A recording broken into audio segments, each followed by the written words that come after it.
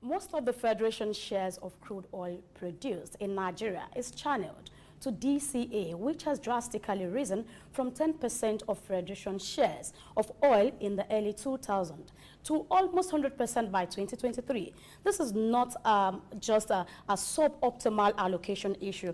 In relation to forex flow, it is a key challenge because the revenue of DCA is received in Naira. And that's my way to open your heart to this conversation on Market Insight this beautiful Monday morning. Of course, it is the first Monday in the month of February. My name is Grace Komolafe, your host, and I encourage you to be part of this program with your comments, your like, and shares. I won't be here all by myself. I have a partner, and we shall be driving the show together. Good morning, Lovina. Good morning, Grace. I am happy to be here hosting the show. I am happy to be here hosting today's show with you. So on Market Insights, we bring you stock market analysis, commodities, and currency updates. Of course, and our topic for today is quite catchy because it affects each and every one of us.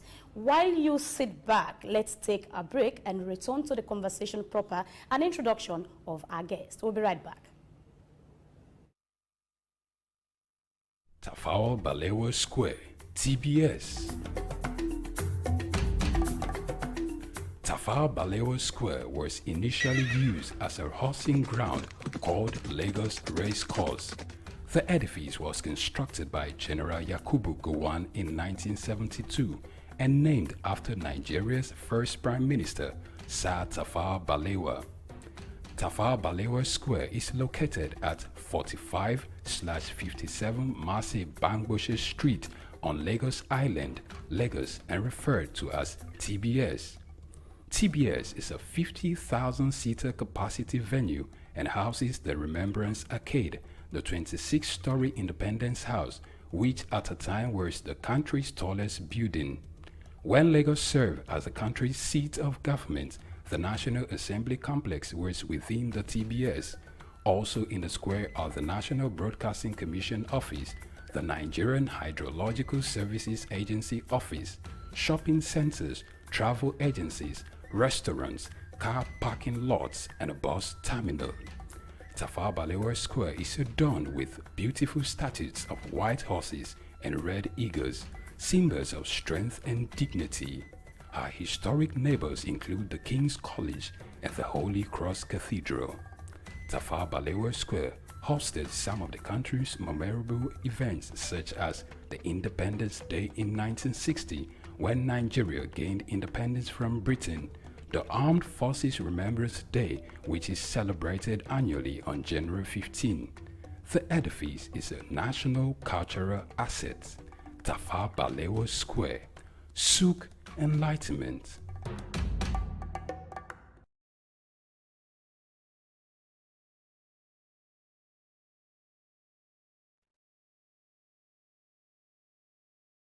My name is Veronica Nkechi Eze. Charles Abana. My name is Professor Martins Emeje. Professor Sylvester Odion Akaine.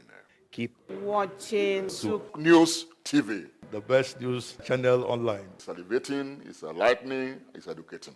Muhammad Ali found his root in Africa. Rumble in the jungle. I swear the king is humble. Jesse Jackson, O.J. Simpson, this is black history. Andrew Young visit Africa in the late 60s. Legend, Bob Marley make the life different. Martin Luther King and Malcolm X are big names. They fought for black Americans in the old days. We need same revolution in our own ways. Michael Jackson, Janet Jackson, Mr. Jay-Z, Snoop Dogg, Dr. Dre and Eddie Murphy. American prosperity ain't complete with African poverty. It's legendary Idris Abdul Karim, and you are on to Souk News. You don't touch that dial.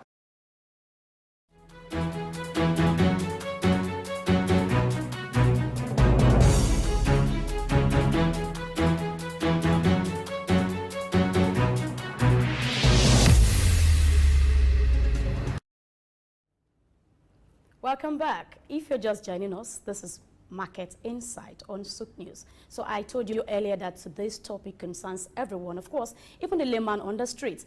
And that's because even when you do not have a direct contact with what we want to talk about, I want to believe that you obviously do have with the finished product. And so we will be looking at NNPC, domestic crude supply and FX issue. What's the problem? What are the problems? What are we trying to solve?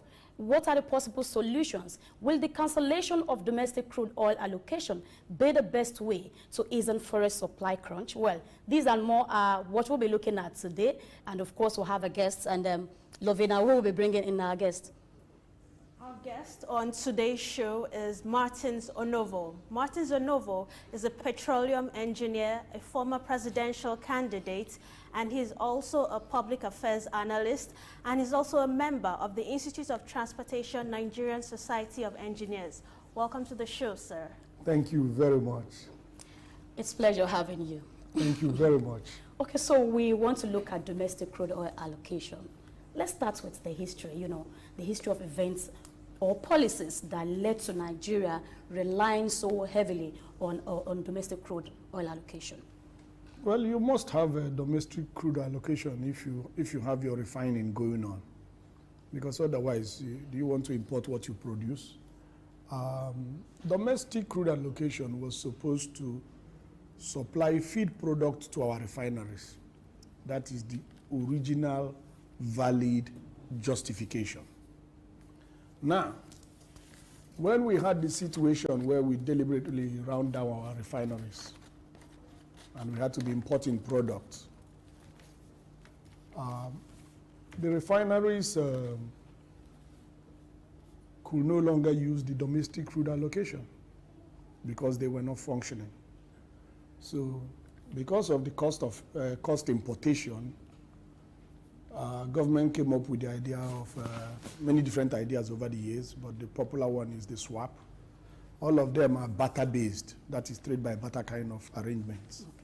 That, okay, since we need to import these products and we're not so liquid, why don't we give you crude of maybe $1 billion value, and you give us the following products of $1 billion value. So that's what it was. It was a trade by barter arrangement. So, and I hear now that the new regime has said no.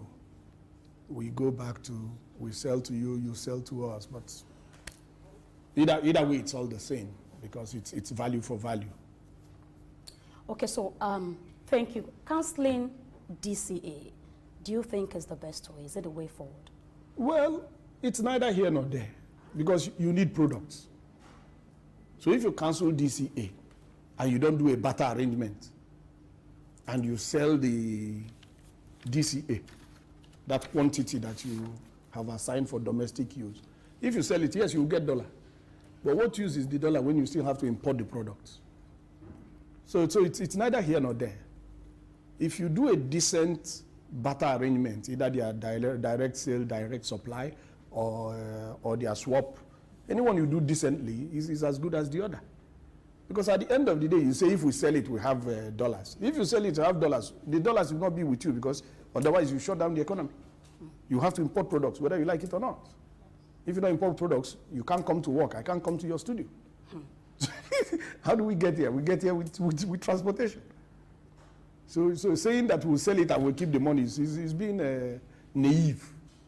Okay. You sell it, you have to import products. Okay. You use it in a barter arrangement, you use it to get products. So, Okay. so the more important thing is the integrity of whatever arrangement you have in place. Okay. Whether you call it swap, whether you call it direct sale, direct purchase, whether you call it sell and import, the important thing is the integrity of the arrangement. Okay. Okay, so previously Nigeria has been producing about 2.3 million barrels per day, and it is projected to increase to 2.9 million barrels per day. So I know we've been struggling with that, but I want to ask you, sir, have we been meeting the OPEC production for our barrels per day? No, not in the last maybe 10 years. No, we've not. We've not. You see, I'm sorry to say this, but we seem to, in this country, have the mentality that we can reap what we did not sow. We seem to have that kind of mentality.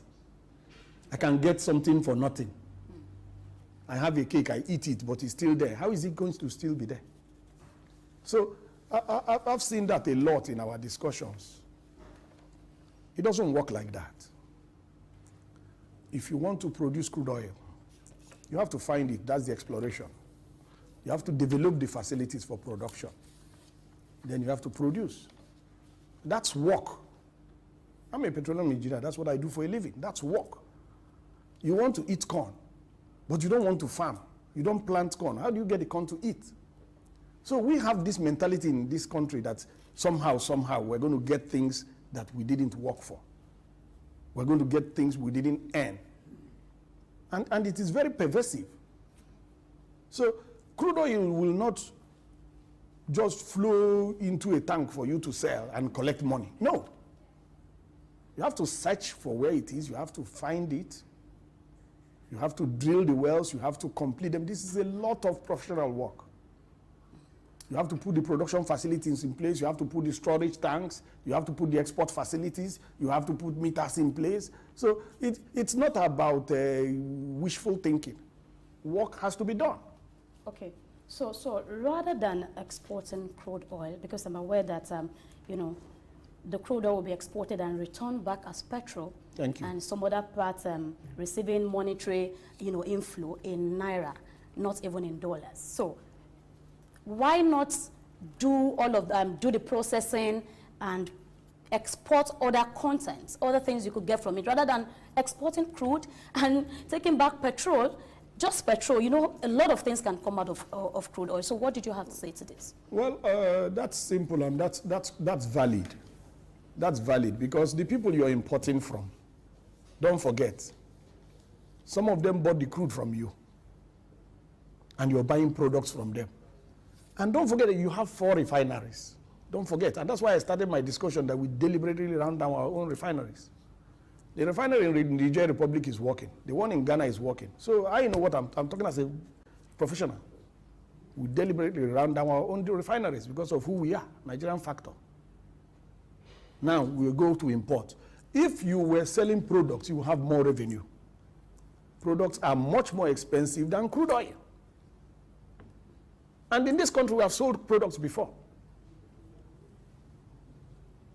So why do we seem to be retrogressing from a point where we could sell products, from a point where we didn't know what to do with revenue, to a point where we are beggarly and borrowing and begging all over the world? So it's not about you do the right things, you get the right results. You do the wrong things, you're going to get the wrong results. So yes, we should actually be refining our crude and getting and selling products after we take the ones for domestic consumption. And that's what the people you're buying from, that's what they're doing. Look at South Africa. South Africa has no crude oil production, but South Africa has refineries. So you can see who's thinking better. But everywhere we go around the world claiming that we're Nigeria, we're smart, we're this, we're that. But we keep behaving like we're not smart. South Africa has no crude oil, but it has refineries. We have crude oil and we have refineries, and then we're importing products. Look at that. We should be ashamed of ourselves, but we seem to have become shameless.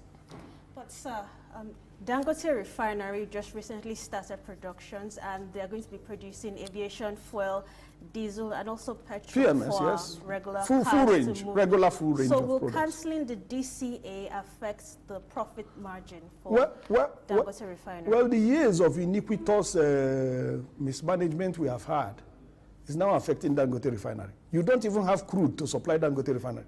Yes, Dangote is importing crude. Yeah. So you can see how we have messed up the level of imbecility in our behavior, and then we still go around trying to assert that we're smart. Dangote is importing crude for the refinery. So from importing products, you're not importing crude. What is wrong with us? What is wrong with? How can we continue behaving like this? And we claim that I went to Unilag, I went to UI, I went to University of Houston. What did you learn there? How to be a thief?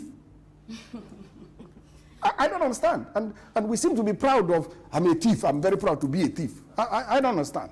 Okay, all right, let me ask you this. There's this argument that cancelling DCA, will ease forest crunch. I mean, Do you agree with this? No, it's deceptive now. If you get the forex, Yes. you export the DCE and you get the forex. You can't keep it now because you have to buy product. It's simple now. So there's either they cancel it or No, not. It's not trying to get something from nothing. Okay. Listen, how do you get forex? It's very simple. That's how every country gets forex. You export, you get forex. What do you export? What you produce? You refuse to produce anything. You have nothing to export. Then you are importing everything. My shoes are imported, though. Yes. So we'll be coming for you. No, you don't have to come for me. You produce good shoes and I will buy them. Oh, okay. Produce good shoes. You don't even have power to produce the shoes. Can I add, please, that we have people who make shoes within You this know. country. Oh, yes. In What kind of shoes? So that Yes, when I'm they- coming to your studio, the sole is going to pull off? No, not those kind of No, quality. let's come to it. Quality shoes No, let's come to from it. I Abba. would prefer to buy a Nigerian shoe anytime. Okay. Anytime. This is my red cap. It is imported, though. Really? Show me the one you have made. Oh, Okay. okay. The ruler your children are using in primary school are imported. What's wrong with us? Yes, Okay. that's true. I know about that. Price pencil. What's wrong with us? Lazy people, unproductive. What's wrong with us? And we are proud and we argue. So let me ask, let me comment here. If we are talking about, getting stuffs, imported, we'll have to, everything you just mentioned, including ruler, as little as ruler. I remember on the program, someone mentioned as small as toothpick that we'll have to, import.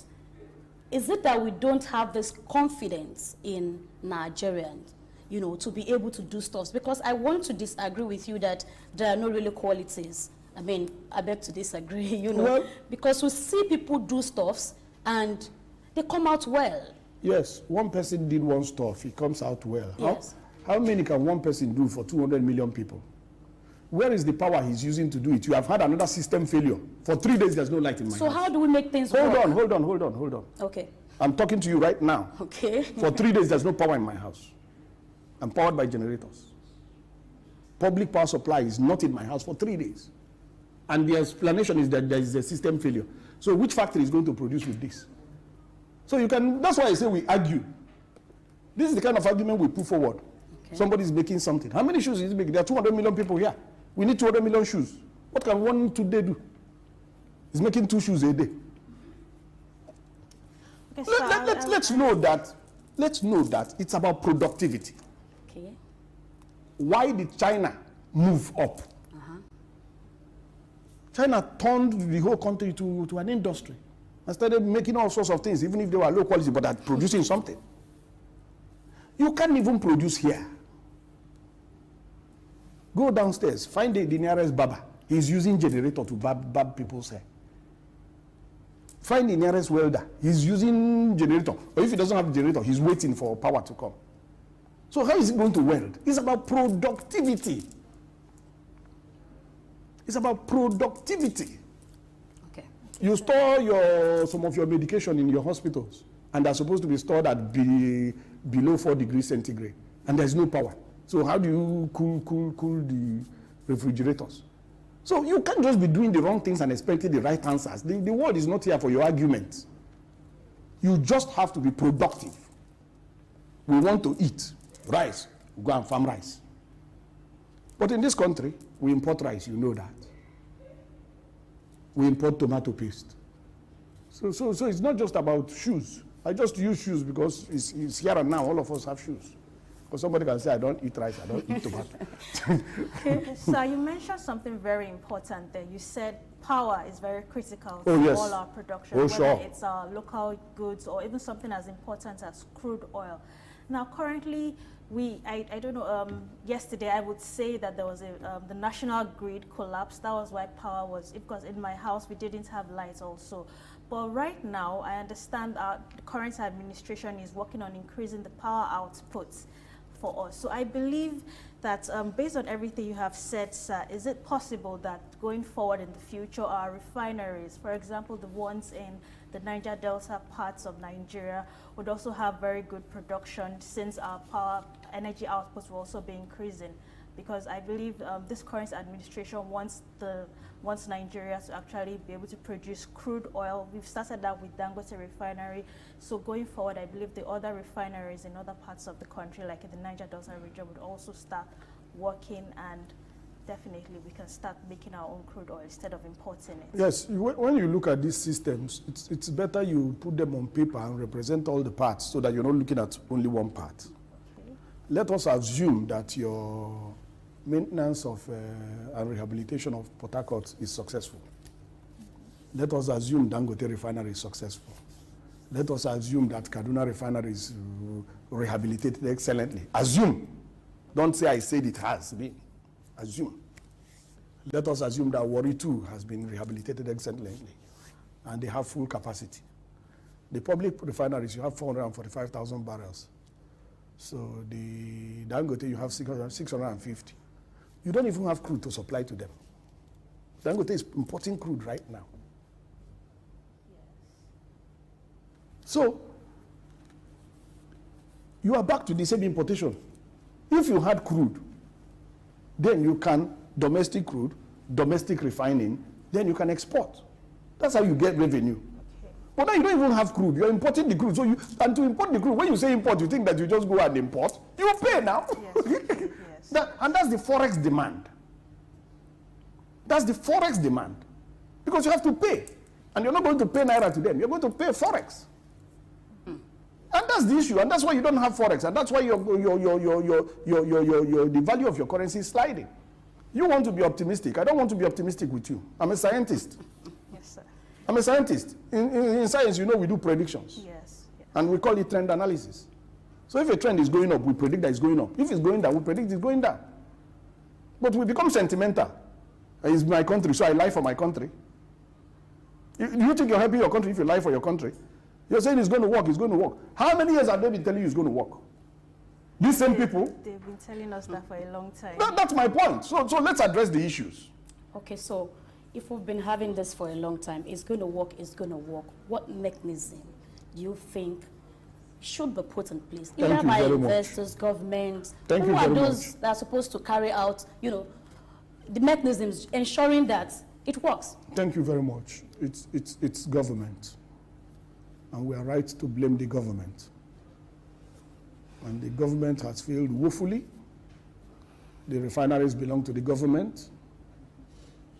The government appointed the management of the refinery. And it is the management and the government that ran down the refinery. So why will you blame anybody else? It's the responsibility of government. Then it's also our responsibility that we are not able to hold our government accountable. Because we are the sovereign according to the Constitution. But we're not able to hold our own government accountable. So we seem to like it when our government destroys our refineries, when our government officials steal the money for our roads, when our government officials steal the money for our hospitals. We seem to celebrate it and be happy about it. We seem not to be bothered. We seem to be happy. What you tolerate, you approve. What you tolerate, you approve. Approve. Okay. So we seem to be happy about it, and this is why we're where we are. All right. Okay, so thank you very much. We've been having talks with a petroleum engineer. He's Martins Onovo, of course. But while we continue this conversation, I think at the moment we need to go on a short break and come back to the conversation. Go nowhere. My name is Dr. Ajili Tobi. My name is Etemari Glover. Naomi, well done, and shout out to Souk News. Shout out to Souk News. I want to encourage everyone to keep watching Souk News. Shout out to Souk News, and yes, tune into them. Keep watching Souk News. They are one in town. Hey, we're watching Souk News. Keep watching Souk News. Keep watching Souk News. Catch them on YouTube and all social media channels. Hey, my name is Frank Edowo, and I'm imploring you. No, forget that. I am forcing you, coercing you to always stay tuned to Souk News for your news requirements.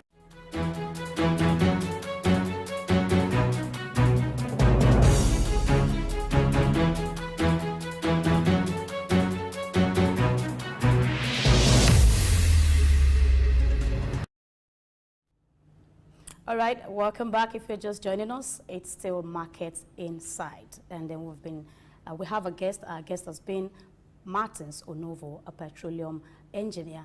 Of course, the conversation continues, So I come back to you. Haven't spoken about the refineries, government at fault, and all of that. Is it possible for private individuals to take up this project?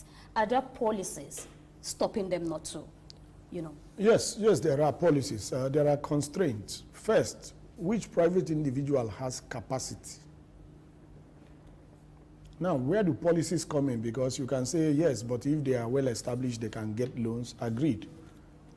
But look at the number of policy somersaults.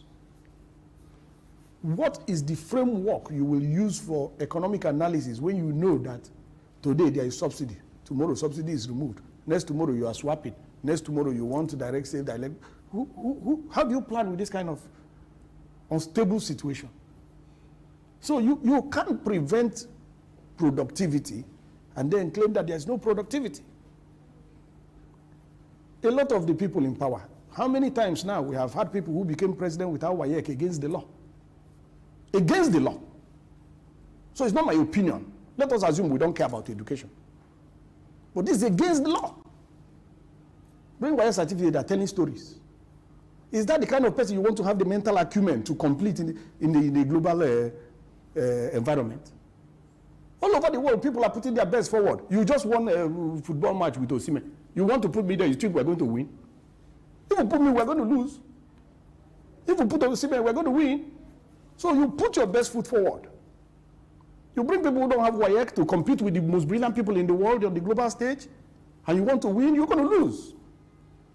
It's that simple. So, can private sector do it? Yes. But why are they not doing it? Constraints. Because don't forget, it's the same government that will license you. If I apply now, it's the same government that will license me. And if the government official says, if you don't give me 10% of the refinery, I won't license. I come here and tell Soak News that, you see, they are frustrating me. And you put it in the news. After that, what? Okay. So go back to government. And it is government that has the resources and the capacity. And that is why we vested government with our authority as a people and vested them with our resources. That is why, in America, if you see an oil field in your father's farmland, it's your own. You only pay taxes to government. In Nigeria, if you see an oil field, if you touch it, you go to prison. So it's a different environment. Because our law is very clear. Minerals beneath the ground are controlled by government. That's our law. So government has access to that. So if you see it, government can pay you for your crops and maybe compensation for your land, but you can't have the oil. And that is why some people say resource control. Let us control our resources. Okay. So that's to bequeath with themselves with those resources instead of our law bequeaths it to the government. So we are right to blame the government. And these are responsibilities that have been assigned constitutionally to government. If government is not able to do it, then those in power need to leave. We're 200 million people here. We can find people who can do it. Okay. Okay. Okay, sir, I wanted to ask you, over time, we have always complained when it comes to the production of crude oil in Nigeria. We're always told, oh, it's the government that has the power to do this, do that concerning the refineries. And like you rightfully said, private sector, if they come in, they're still going to be licensed by the governors, by the government rather. But we've been, as a people in Nigeria, we always blame our government every time there's an issue. Every now and then, anything goes wrong in the country and we blame the government.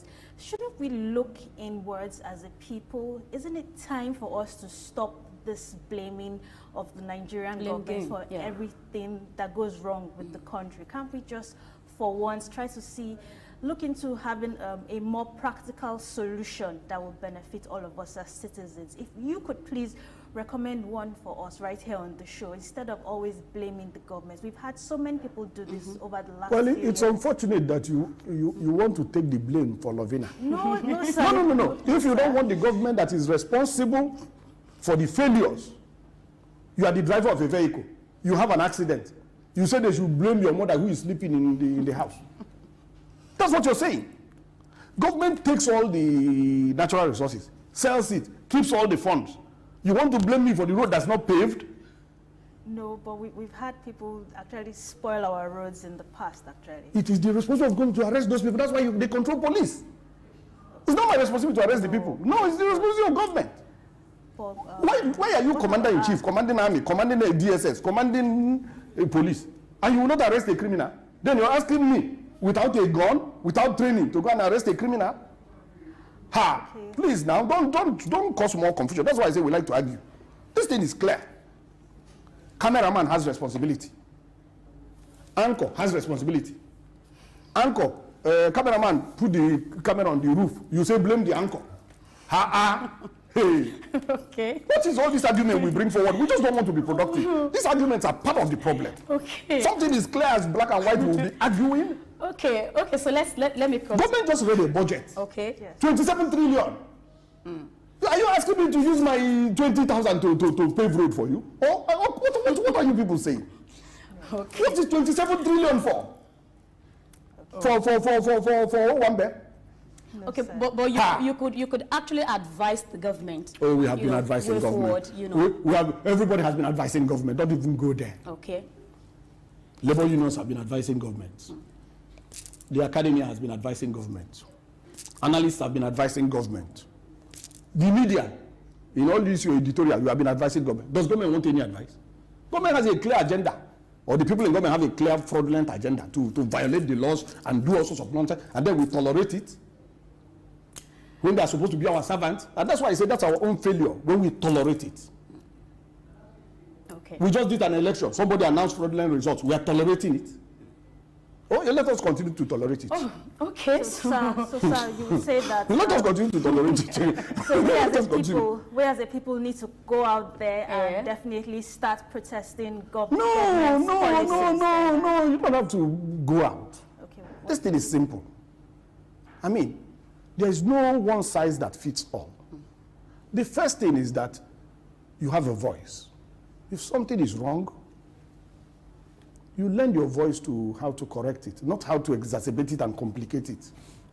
By saying, why do we blame government for a refinery that government built with government money, government appoints the management, then a man who is welding a barber in a Lekki Beach, you blame him for that?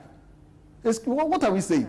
So we have to blame the government because the Constitution assigns that responsibility to government. For example, corruption. I can be corrupt. Maybe I'm the most corrupt person in Nigeria. So what?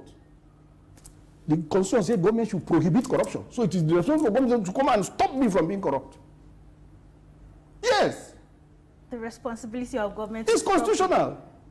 Government must stop me from being corrupt. It's there. Why does government have DSS, police, and all this? It's to do those duties now. Okay. Okay, how many people do I have in my employment? Government has all the people in federal civil service to do this work. Is it one man that is doing it? No. All right. Let's come to another question. Please, it's government. Don't go and start asking cameraman why do you. So you really want to hammer on it that it's government you ask. Okay, so and I will be encouraging that in every way we could. Let's lend our voice. Let's speak. That policies that government would be making probably should be that will be favorable to the economy as a whole. Well, I'm not saying they've not been doing, giving policies that are favorable, but probably the approach, towards. Well, if they've been doing it, why are we where we are? Well, it's a gradual thing. It's a gradual thing. It's a gradual and thing. It's been gradual since how long? Okay. Okay. So that's why I said what you tolerate, you have approved. So if we don't tolerate and we say no, this is not acceptable. Okay. Then it can be redressed. Okay. But when we're not saying this is not acceptable, we're saying maybe they're trying their best. What kind of nonsense is that? Were they trying their best in Singapore when they moved from third world to first world? Were they trying their best in Malaysia when they came here and collected palm fruits, and today they are the highest exporter of palm oil worldwide? Were they trying their best? So if Nigeria, was Awolowo trying his best when he put free education and he grew the manpower here? Okay. Was he trying his best when he built Cocoa House? Okay. These people that have been trying their best, what have they done? Okay. Borrow money and fritter it away. And now you are paying the money, and then you're asking where is our money? You that you were supporting them when they were borrowing the money. 2006, we wrote to Senate President. You are saying, why don't we advise them? We wrote, I have a copy of the letter, to Senate President Saraki to stop, no, sorry, not 2006, when was that? 2016, sorry, 2016. We wrote to Saraki not to allow the government to continue borrowing unpatriotically and recklessly. Saraki stood his ground, refused to allow it. I have what we wrote to him. He refused to allow the borrowing. Immediately frustrated his election, got the next senior president in place, Ahmed Lawan, and they got it approved. And you're saying we should advise government. The government hates our advice. Oh. They don't want to hear. So if you want to waste your energy, go and be advising government. Okay, all right. So let me take this question.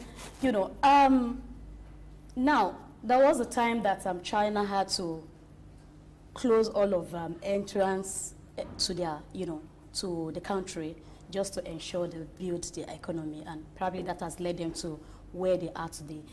70% of our exportations, 70% is actually crude. Most of all of this that goes out, 70% is crude. You get what I'm saying now? Is it possible, can Nigeria have a situation of such as China, where we decide, okay, we are not exporting, or probably we are not exporting this major element that we have in this country. These are other things we want to do with them, and we want to close the borders, we want to close all the entry and ensure that we build our nation. Is this something that is doable in Nigeria? Well, there's no one size that fits all, and we have done something similar when we banned the importation of rice. But let me tell you what is more fundamental. In this country, we were importing products, subsidized petroleum products. Yes. So if you want to advise government and you want to be patriotic like me, you will suffer. Now, in this country, we're importing refined products. Some corrupt people, we are exporting them. These are imported, subsidized products across the border to make huge profits in neighboring countries. A custom officer, John somebody, intercepted some of the tankers. He got instructions from his boss to let the tankers go. He refused. They put him through disciplinary process. He was summoned to Abuja for discipline, for doing the right thing. And you don't want to blame government. Continue. All of us are here. It will fall on our head. All of us are here. That's okay. Okay, so let's find excuses for them. Okay, so let me ask you this. In recent time, it's been talks about NNPC being transparent or not being transparent, and they're allocating their funds through CBN and all of that. In all of this forest, issue, what's the place of NNPC? Well, NNPC used to be, like you said, through crude oil export, the major source of foreign exchange. But listening clearly, these concepts are very simple. There's no sophistication. I like to simplify everything so that everybody can flow and understand. I said, you have one cake, you have eaten it, and you're looking for it. Where will you find it? Maybe you do surgery and bring it out of your stomach. Now, NNPC was exporting crude oil, and in the past, we were also refining, so we didn't have to import. Yes. So that forex outflow was not there. Okay. Now, the one NNPC gets from importation of crude oil is the inflow you're talking about. Now that NNPC sold our crude in advance, took the money, which is like borrowing, using our crude that has not been produced, sold it in advance to Afro-Exim, to different SPVs. Now you're asking, why are they not making money? The money they have consumed before. They are now servicing. I say, I go to a producer of a TV camera. I say, supply me camera. He gives me a pro forma invoice. It's 5 million. I pay him 5 million. He said, I supply in 2 weeks. When he supply in 2 weeks, will I pay him another 5 million? Then when he supply, Then you start asking him, where is the 5 million why did you supply? You didn't collect money. When he has collected money since. NNPC sold our crude in advance. And the media knew about it because it was in your news. They sold to Afrexim. They sold to many SPVs, consumed the money. When they were saying it was when you should have written an editorial. When you sell everything up front, what are we going to eat tomorrow? Then those of us who come to talk about it, we are seen as troublemakers. That's okay. They sold your crude in advance. They are now supplying for the ones they have sold in advance. So that is the question everybody just say, where is the dollar? Where is the which dollar? And secondly, how much crude do you have? In the 1.7 million barrels a day you put in your budget, how much is your share? Because you wrote contracts of irresponsibility, dodging all responsibility, assigning all responsibility to the oil companies. So when they produce, they take most of the oil because that's what you wrote in the contract. Because you didn't want to do any work. This idea of something for nothing. We're going to be living prosperously. We're not going to farm. We're not going to make any shoes. We don't need power. If power is off, we're going to buy a generator. How? All right. Thank you, Mr. Martins Onovo. While we try to wrap up, I think we'll just take probably 2 more questions. So. Okay, so before we go, sir, I wanted to ask you, the Nigerian National Petroleum Corporation, as you know, they have been the one in charge of our domestic crude oil supply. So, sir, would you suggest that going forward there should be a forensic audit of the NNPC? Yes, it would be a good idea, but I also think it is wishful. You know why? Only a new government can do that, and that government must have legitimacy, because these things happen from the highest level. It happens from the highest level, so nobody self-implicates or self-indicts. So you don't ask the people who manage the process to audit the process. So the first thing is that you have to have a new government, and it has to be legitimate. All right, thank you very much. So let me take the last question. So how do we attract foreign investment and then diversification of our export? I think we will be wrapping up with this question. Wishful. Wishful. I've worked in Europe, I've worked in America, I've worked here. Investors are not charities, so get the difference. A charity is looking for where there's a need. Investor is looking for where there's profit. Do you understand that? Yeah, I get Aha. Now, which investor do you want to attract when the previous investors, including the GSK that was here for over 50 years, they're on the run? In this country, I must be the oldest person in this studio. I was here when Michelin was producing in Nigeria. I was here when Dunlop was producing in Nigeria. I was here when Lovina said we were doing 2.3 barrels, 2.3 million barrels. I was here. Okay. I was part of that 2.3 million barrels. So, we reap what we sow. If we do the right things, we're going to get the right results. If we do the wrong thing, okay, you want investor to come here. If he comes and he gets kidnapped, oh, you think he doesn't listen to the news? He doesn't know that there is kidnapping going on? Oh, any expatriate that is kidnapped here, the whole world hears about it. And then the news is there. Everybody knows what is going on. Who wants to risk his life because he wants to invest? How does he guarantee his profit? And I've told you, investors estimate their profit before they invest. With your policy somersault, every 3 months you change policy because you are trying to hide the previous corruption that you have done.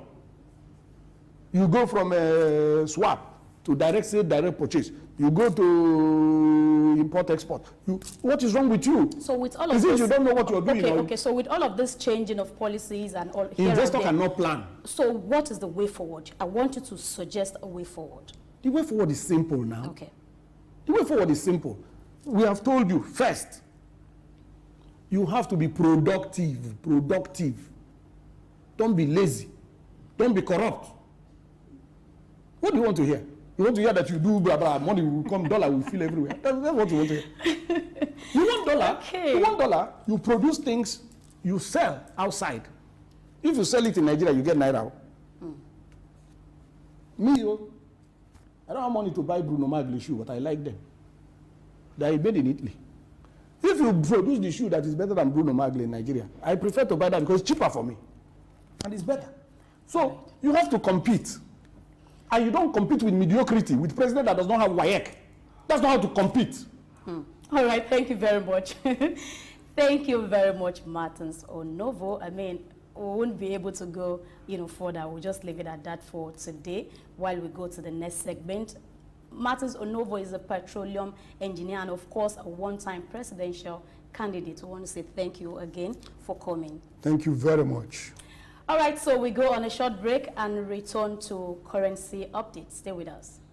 My name is Dr. Rafiu Oladipo. My name is Baba Jalal Repega.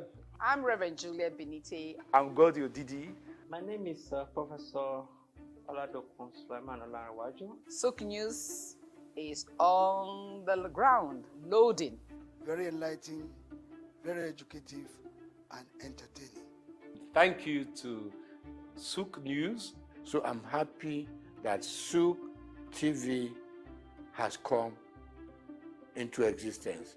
I'm happy to be here in the Sook News. I want to encourage you to subscribe to the channel and keep watching news that makes sense. As Browning said, one's extension of one's reach should not exceed one's grasp, or what is heaven for. And I think Sook News is doing that.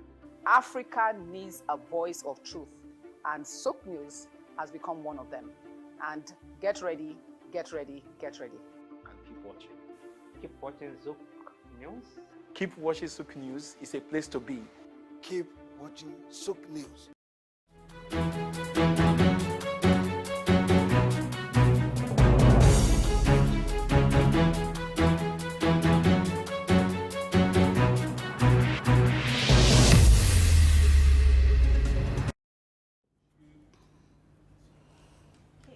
And welcome back to the show. So right now we have currency market.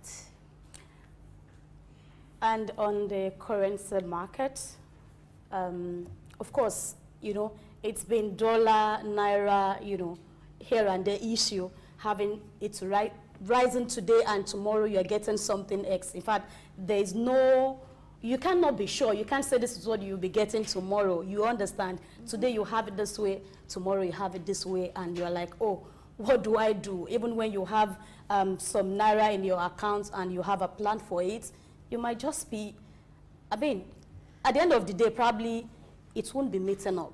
Yeah, you already have a plan of a particular dollar you want to spend on something, and tomorrow you are getting something else, a different information, you know.